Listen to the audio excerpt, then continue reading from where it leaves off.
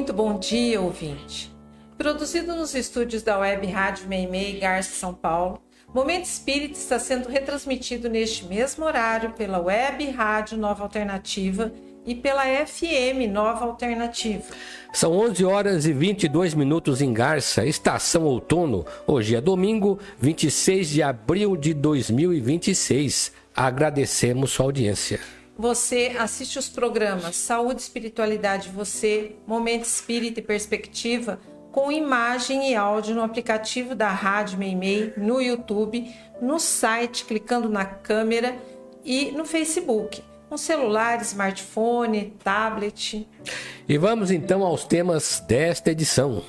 Kardec mostra como o Espiritismo é aberto à verdade. Qual o limite da tolerância segundo Jesus? O que diz a doutrina espírita sobre Maria, mãe de Jesus? O orgulho do cientista deforma a verdade. Caminho de Damasco tem passes diários e grupos de estudos à noite. Você participa de Momento Espírita enviando perguntas ou comentários por WhatsApp para o 14 981 05 15 35. Repetimos, 14 981 05 15 35. E atenção para o livro que vamos sortear logo mais em nosso programa. Eva Miller, A Flor da Guerra. Romance mediúnico do espírito Eduardo pelo médium Celino Donizete da Silva, da editora ID.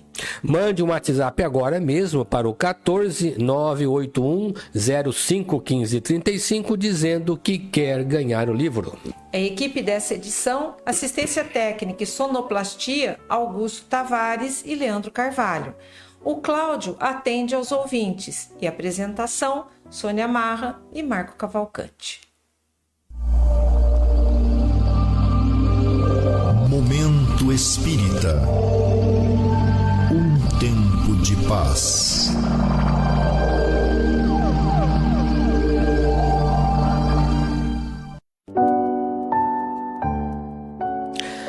A última produção de Allan Kardec é digna de ser lembrada neste mês em que se comemora 169 anos de Espiritismo. Qualquer pessoa, na ânsia de defender seu ponto de vista, evitaria um confronto diante de adversários quando esse confronto significasse perigo. Mas Kardec não pensava assim.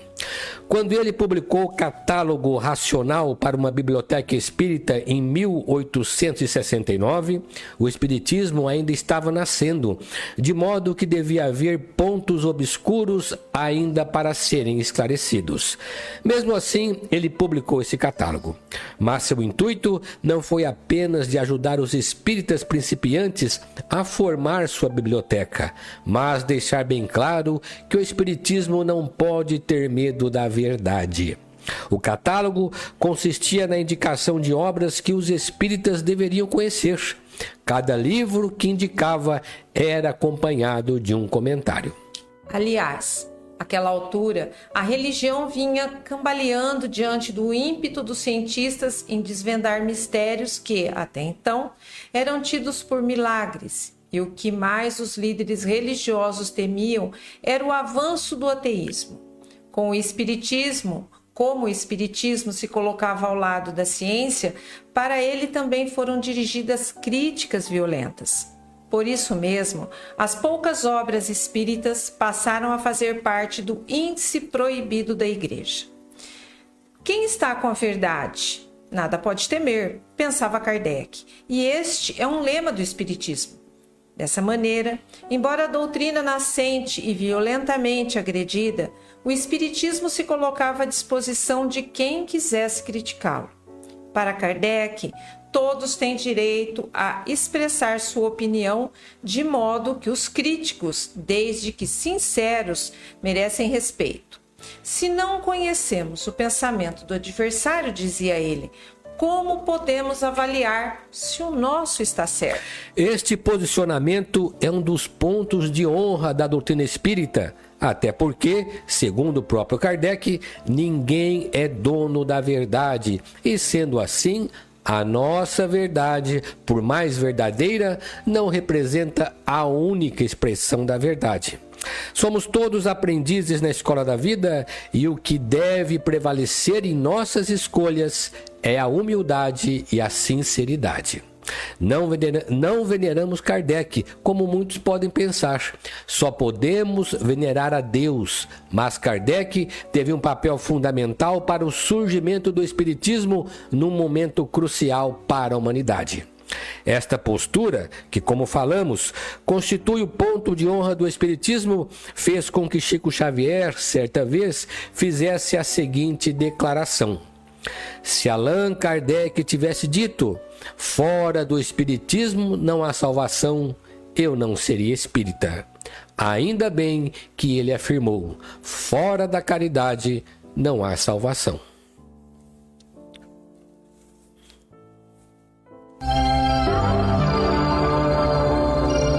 Momento Espírita. O rádio é do ouvinte.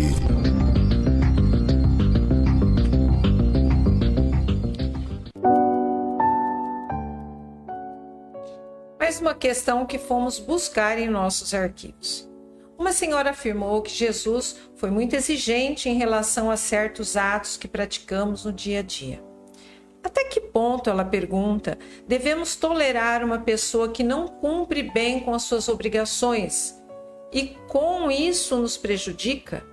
Devemos não dizer nada ou chamar sua atenção para cumprir com seus deveres? O bom senso nos leva a considerar que não devemos concordar com o mal. O mal é tudo que prejudica pessoas e causa sofrimento. Ninguém tem o direito de lesar o semelhante. Quando Jesus fala em oferecer a outra face, não é o sentido de ser insensível ao mal, mas o sentido de não se vingar de um mal sofrido. Como diz Kardec, se a gente levar essa recomendação ao pé da letra, vamos apoiar o mal e deixar que os maus tomem conta do mundo. No passado da humanidade, o mal era reprimido com o mal, mas não para fazer justiça, e sim para se vingar, o que é bem diferente. A lei humana procurou corrigir isso para evitar a vingança e chamou para o Estado, ou seja, para as autoridades do judiciário, a forma de fazer justiça, sem a conotação de vingança. Uma pessoa com má intenção que prejudique alguém merece, no mínimo, repreensão. A repreensão pode ser em forma de censura ou de advertência. E para danos maiores, a lei deve estabelecer penas proporcionais à gravidade do ato. Foi o que Jesus fez não só com seus discípulos, mas também e principalmente com os fariseus, censurar e advertir. O problema da censura e da advertência não está no ato em si, mas nas intenções que existem atrás do ato, ou seja, no motivo que leva a pessoa a praticá-lo. Seria possível educar uma criança sem censurá-la ou sem adverti-la? E o que leva uma mãe ou um pai a censurar e advertir seus filhos, senão o amor que tem por eles? O cuidado que tem em relação à sua segurança e bem-estar? Jesus valorizou a intenção mais do que o ato em si. Prestem atenção nisso.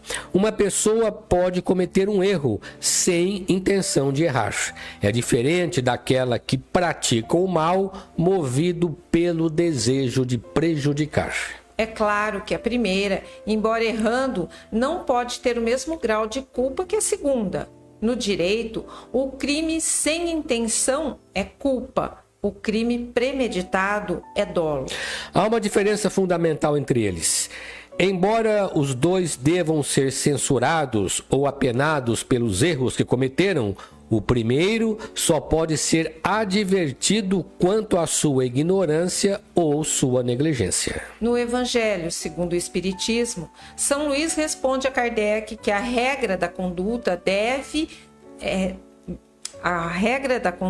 ser a caridade.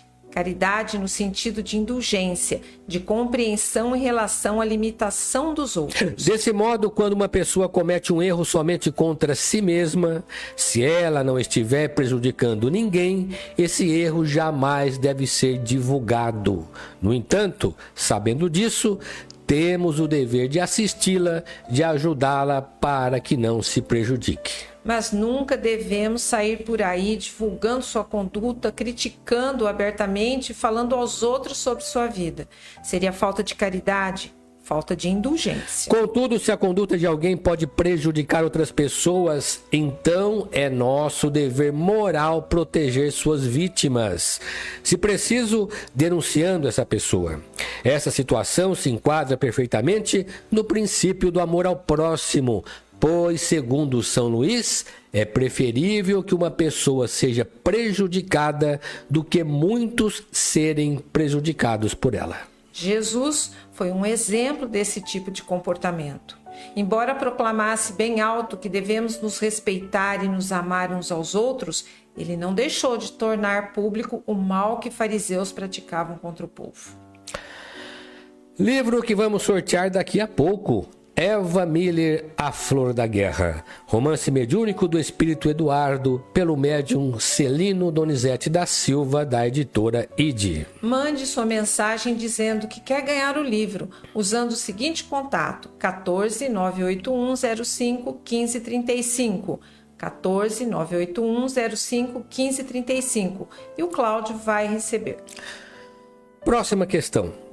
Passei por diversas igrejas e nunca vi os evangélicos render culto à Mãe de Jesus, como acontece na Igreja Católica, que reza Ave Maria. Também não notei isso entre os espíritas. Nunca ouvi rezar Ave Maria no centro. Na verdade, caro ouvinte, cada igreja, cada agrupamento religioso tem a sua própria forma de crer, orar e adorar a Deus. Respeitamos todos eles, porque o que realmente vale, o que tem peso e faz diferença em tudo isso é a fé que a pessoa cultiva e o que realmente ela crê. Para o Espiritismo, mais do que a forma, é a qualidade do pensamento de quem ora, ou seja, o sentimento que a pessoa coloca na sua oração. Os próprios mentores espirituais costumam dizer que a verdadeira adoração se resume na qualidade do pensamento de quem ora. Se ele o faz dessa ou daquela maneira, se ele se dirige a esta ou aquela entidade espiritual, isso tudo é secundário. Quando a pessoa se põe a orar e ela o faz com sinceridade e amor no coração, os bons espíritos, ou seja, os mensageiros de Deus, procuram ajudá-la. No Espiritismo, segundo a orientação da doutrina, devemos fazer o máximo para evitar fórmulas, justamente porque entendemos que o principal é o sentimento. Muitas vezes a pessoa fica preocupada com a fórmula decorada, que acaba prejudicando o verdadeiro sentido da oração. Por isso, a doutrina recomenda que, ao fazer uma oração, você o faça de preferência com as suas próprias palavras. E por quê? Porque é mais fácil você se concentrar quando você mesmo está criando a sua própria prece, do que se concentrar quando a prece foi apenas decorada, memorizada. O nosso pensamento é muito fugaz. Quando já temos o domínio de uma situação, como quando estamos recitando uma prece decorada, o pensamento se desvia facilmente para outra coisa, para outro objetivo. Trata-se da lei do menor esforço. Nesse momento, cai o nosso nível de concentração na prece que estávamos fazendo. Quer dizer, o pensamento recua ou desaparece e a prece perde seu efeito. Precisamos entender que uma prece é uma prece, mas não é a sua duração que vale, nem o número de palavras que empregamos, mas a qualidade de pensamento que nela empregamos. Uma prece de 1 minuto, assim, pode ter mais eficácia do que outra de meia hora. Lembre-se, Jesus quem disse que não é pela quantidade de palavras que seremos ouvidos. O que ele quis dizer com isso? Quanto a Maria, mãe de Jesus, trata-se, segundo sabemos, de um espírito das altas esferas. Nada impede que possamos recorrer a ela em nossas preces. Contudo, não utilizamos a Ave Maria, que é uma oração que faz parte da liturgia católica e contém conceitos que não se enquadram no pensamento espírita. Usamos, no entanto, o Pai Nosso, que é uma prece universal, serve para todas as religiões, mas que não deve ser apenas recitada. No entanto, caro ouvinte, até o Pai Nosso ou outra prece qualquer, quando proferida, deve ser feita com entrega total ao sentimento que a oração sugere. Livro que vamos sortear logo mais em nosso programa. Eva Miller, A Flor da Guerra. Romance mediúnico do Espírito Eduardo, pelo médium Celino Donizete da Silva, editora ID. Mande um WhatsApp agora mesmo para o número 14981051535, dizendo que você quer ganhar o livro. Nosso ouvinte de Veracruz envia-nos a seguinte questão.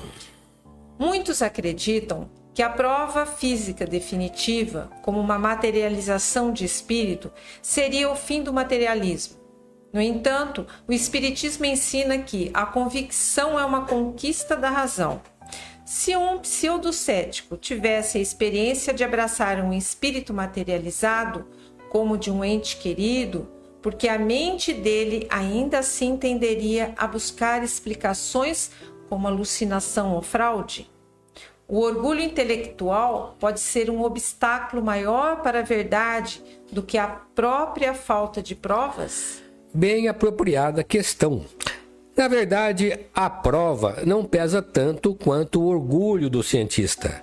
Prova seria o resultado de uma ação que convence, mas nem sempre a pessoa está querendo ser convencida. O professor Henrique Rodrigues, autor do livro Ciência do Espírito, afirma que prova não convence ninguém. Se convencesse, diz ele, médico não fumava, pois ninguém mais do que o médico para saber o estrago que o tabaco causa aos pulmões. Por isso, somente o fato de alguém presenciar um fenômeno espírita não o convence da existência dos espíritos. Geralmente a primeira reação é surpresa, mas depois, escarafunchando a mente, o cético sempre vai criar uma explicação que atenda à sua crença, ou seja, aquilo que ele já trazia bem elaborado na mente. César Lombroso, psiquiatra, professor de medicina e cientista italiano, autor de teorias sobre o criminoso, na primeira fase de sua vida foi ardoroso crítico e inimigo do espiritismo. Mas ele teve uma experiência inusitada nesse sentido, o que levou a mudar de opinião e a defender a veracidade dos fenômenos. Ao estudar a médium Eusápia Paladino com uma equipe de pesquisadores, conforme ele mesmo relata no livro Hipnotismo e Mediunidade, passou a ter contato com os mais variados tipos de fenômenos mediúnicos de efeitos físicos. Mas o auge de seus experimentos ocorreu no ano de 1908, quando, durante uma sessão em que a médium fora mantida sob absoluto controle, materializou diante dele sua mãe, que o beijou a ponto de ele declarar: Quando vi minha mãe, senti na alma uma das emoções mais suaves de minha vida, uma alegria que raiava pelo paroxismo, à frente da qual me surgia no impulso de ressentimento, mas de gratidão por quem me atirava de novo, depois de tantos anos entre os braços. E conclui: e na presença desse grande acontecimento, terei olvidado não uma, mas 1000 vezes a humilde posição social de Eusápia, a médium, que havia feito por mim, embora automaticamente o que nenhum gigante da ação e do pensamento teria podido fazer. Esse livro, Hipnotismo e Mediunidade, que acabamos de citar, traz uma série de experimentos de César Lombroso, mostrando com que espírito o cientista observou e relatou com detalhes cada fenômeno. Livro que está disponível na Biblioteca Batuíra do Centro Espírita Caminho de Damasco de Garça e de várias casas espíritas. Outra pergunta do nosso habitual ouvinte de Veracruz. Se o perispírito reflete a última experiência vivida, por que um espírito que desencarna como bebê retomaria a forma adulta da penúltima encarnação, em vez de manter a forma de bebê da última, já que esta última foi a realidade mais recente gravada em seu perispírito? Vamos ver se entendemos a colocação do ouvinte. O espírito desencarna ainda bebê. Quando ele desencarna, tudo leva a crer que o perispírito tem a forma de um bebê. Mas há um período em que ele fica na espiritualidade, que antecede a próxima encarnação. No livro Entre a Terra e o Céu, André Luiz nos dá conta de uma instituição na espiritualidade ligada ao nosso lar e voltada ao atendimento de crianças desencarnadas. Blandina, o espírito responsável pela instituição, esclarece que as crianças desencarnadas são ali acolhidas, sendo permitido que suas mães, durante o sono, as visitem por meio do despreendimento parcial. Ela ainda informa que há 2 tipos de crianças que chegam à instituição, chamada Lar da Bênção. Aquelas que ainda continuarão na condição de criança no mundo espiritual e aquelas que serão preparadas para a reencarnação imediata. Evidentemente, o tratamento que a criança recebe no Lar da Bênção depende dessas 2 condições. As que permanecerão criança, segundo Blandina, podem crescer e se desenvolver como se estivessem encarnadas. Aquelas que têm encarnação programada para pouco tempo terão um tratamento próprio.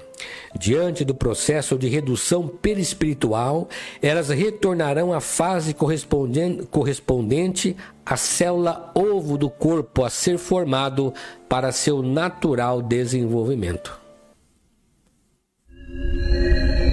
Existem muitas coisas a que às vezes não damos o devido valor. A vida, por exemplo. A vida é uma bênção divina. Através dela, podemos ser felizes e proporcionar a felicidade aos outros. Por isso, é preciso defender a vida, a nossa vida e a do próximo.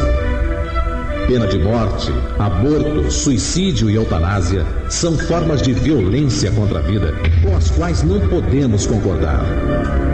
Lutemos em defesa da vida. Pena de morte. Um crime não justifica outro crime. Diga não. Suicídio. Um gesto infeliz. Dê uma chance a você mesmo. Existe sempre alguém para ajudá-lo. Aborto. Um ato de covardia. A vítima não pode defender-se. Eutanásia. Uma ação criminosa. Com confiança em Deus e o firme desejo de obedecer suas leis, a vida terá outro sentido. Mensagem em defesa da vida. Apoio. Federação Espírita Brasileira.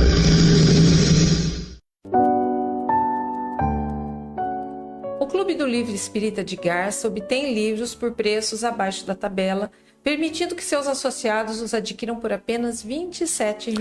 E atenção, neste mês de abril, o Clube do Livro Espírita de Garça entregou aos associados o romance Despertar de uma Alma. A autoria é do espírito Fernandes de Almeida Melo, recebido pelo médium Ariovaldo César Júnior.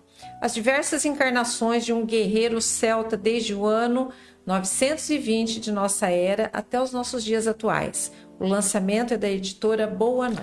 E para receber o livro, basta você se associar ao clube, ligando ou passando um WhatsApp para a Sônia Marra, no 14 996 69 50 08, ou enviando e-mail para clubedolivro@caminhodedamasco.org, dando nome e endereço de entrega.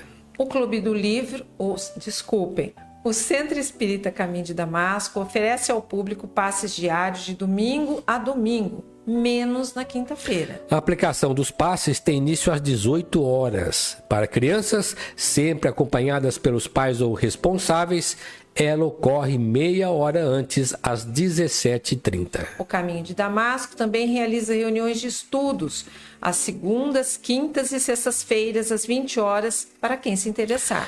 Às segundas, estudo de O Livro dos Espíritos. Às quintas, estudo de O Evangelho segundo o Espiritismo. E às sextas, leitura e discussão do livro Libertação de André Luiz, recebido por Chico Xavier. E atenção, o estudo do livro Paulo Estevão, às terças-feiras, voltará em forma de roda de leitura.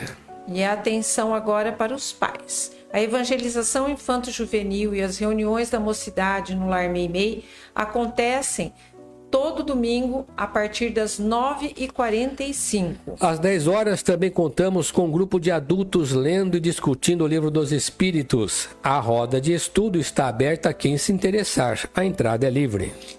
O brechó do Lar Meimei está aberto ao público toda sexta-feira a partir das 13 horas e a entrada é pela Rua 7 de Setembro, número 42. A Biblioteca Batuíra do Caminho de Damasco, na Rua Gabriela 178, empresta gratuitamente livros e outras publicações a quem se interessar.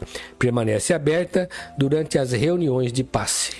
Prezado ouvinte, acompanhe a programação da Web Rádio Meimei 24 horas no ar, sintonizada em você, uma rádio espírita voltada para os temas fundamentais da vida. Não perca especialmente a programação de domingo a partir das 8 horas. Programas Sementinhas do Amanhã, voltado para a formação espiritual da criança às 9 horas. Às 10 horas, Animais Nossos Irmãos com Vanderly do Carmo Rodrigues, que aborda a questão da espiritualidade dos animais. Às 11 horas, Saúde, Espiritualidade e Você, com o médico Ricardo Cavalcante, com áudio e imagem. Às 11h20, também com áudio e imagem, Momento Espírita, o segundo programa espírita mais antigo do Brasil. São 53 anos no ar. Ao meio-dia, Perspectiva, temas atuais sob a ótica espírita, comentando notícias publicadas pela mídia, também em áudio e vídeo. Das 11 às 13 horas, os programas da Rádio Meimei também são transmitidos pela Web Rádio Alternativa e pela Rádio Alternativa FM 870 kHz. Momento Espírita. Mensagem para a nova era.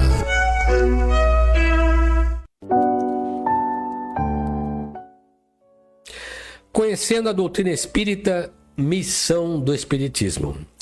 Allan Kardec aproveita o espaço reservado a conclusões no final de O Livro dos Espíritos para esclarecer como o Espiritismo, desde seu surgimento, vai desempenhando seu papel no cenário do mundo. Deixando claro que seu principal opositor é o materialismo, a doutrina espírita considera que as religiões em geral são necessárias. Quando elas são sinceras e destituídas de preconceitos, são portas para a iniciação do povo nas questões espirituais. O Espiritismo, no entanto, tem um papel definido, enquanto desvenda a realidade do mundo espiritual, mostrando tratar-se de uma dimensão de vida paralela à nossa, de onde provêm os espíritos que aqui chegam e para onde vão os que aqui desencarnam. Segundo Allan Kardec, o Espiritismo que se apresentou ao mundo em abril de 1857 vem passando por vários períodos. O primeiro foi o período da curiosidade, provocado pelos fenômenos mediúnicos. O segundo, o período do raciocínio e da filosofia, mostrando a racionalidade da doutrina ao apoiar-se em princípios científicos. E, por último, a fase da aplicação e das consequências morais, que no cômputo geral é a mais importante, a partir da ideia de que o Espiritismo vem esclarecer de maneira simples como podemos pôr em prática a doutrina moral de Jesus, inclusive para melhorar as relações humanas do planeta.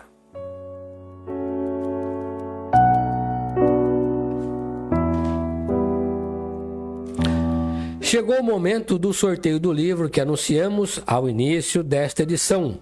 Eva Miller, A Flor da Guerra, romance mediúnico do Espírito Eduardo, pelo médium Celino Donizete da Silva, editora ID. E o livro saiu para nosso ouvinte Fernanda Carvalho, da cidade de Garça. Nossos parabéns a Fernanda.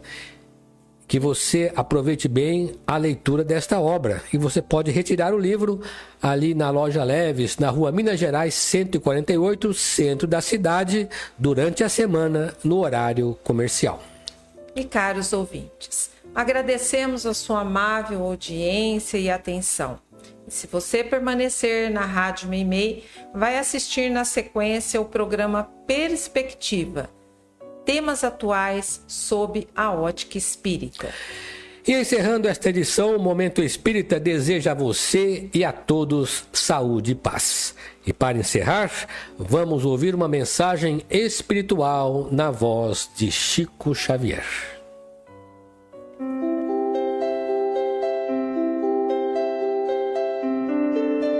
Criança de 5, 8 anos, ela não tem recursos para fazer opções. Ela precisa de alguém que a dirija no caminho da vida. E isso é uma tarefa dos pais e das mães em particular. Porque sem os pais e sem as mães, os professores, por eméritos que eles sejam, não podem realizar a transformação espiritual do espírito que a criança representa em si. E se a criança já nasce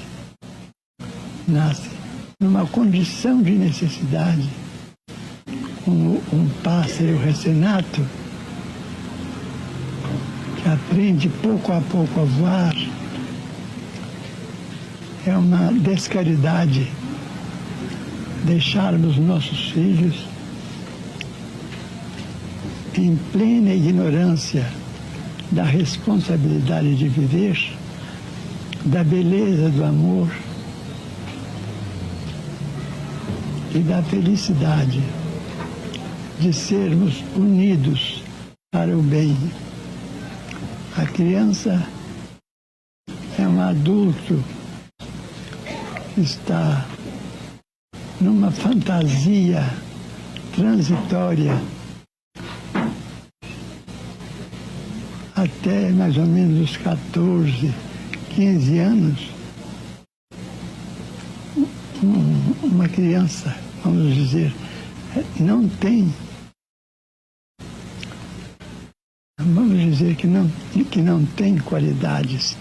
Tem qualidades, mas não tem discernimento para fazer opções quanto ao caminho que lhes cabe seguir.